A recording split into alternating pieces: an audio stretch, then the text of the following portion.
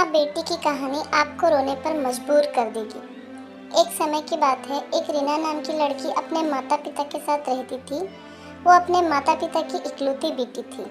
उसके माता पिता उससे बहुत प्यार करते थे, इसलिए वो जो भी मांगती थी उसे लाकर दे देते थे। उसके पिता इतने ज़्यादा पैसे नहीं कमा पाते थे, लेकिन फिर भी वो अपनी बेटी की हर इच्छा पूरी किया करते थे। एक दिन रीना ने अपने पापा से कहा कि पापा, मेरी चप्पल पुरानी हो गई है, आप मेरे लिए नई चप्पल लाओ लाओ। पिता ने अगले दिन नई चप्पल लाने का वादा किया। पिता अगले दिन नई चप्पल लेकर आए। रीना नई चप्पल देख बहुत खुश हुई और चप्पल पहनकर पूरे दिन मोहल्ले में उछल कूद करती थी।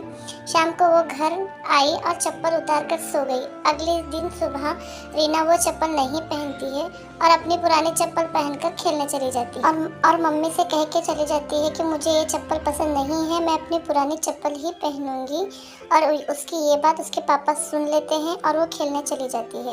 रीना के पिता उसके पीछे गए और उसने अपने पास बुलाकर कहा कि बेटा, अगर नई चप्पल नहीं पहननी है तो तुमने मंगवाई क्यों, और तुमने उसे कल पूरे दिन पहन रखा था। अब हम इसे वापस दुकानदार को भी नहीं दे सकते हैं। रीना कहती है कि पापा, मैंने ये चप्पल मम्मी के लिए मंगाई थी क्योंकि उनकी चप्पल टूट सी गई है और वो खर्चे के डर से कभी अपने लिए नई चप्पल नहीं मंगाती, इसलिए मैंने कल चप्पल पूरे दिन पहनी ताकि इसे वापस ना कर सके। अपनी बेटी की बात सुनकर पापा बहुत गर्व महसूस करते हैं और दरवाजे पर खड़ी मम्मी भी बेटी की बात सुन रही थी। वो भी मन ही मन बहुत खुश हुई। इतनी सी बच्ची में इतनी समझ है कि माता पिता दोनों एक दूसरे के सामने देखकर मुस्कुराए और बेटी को प्यार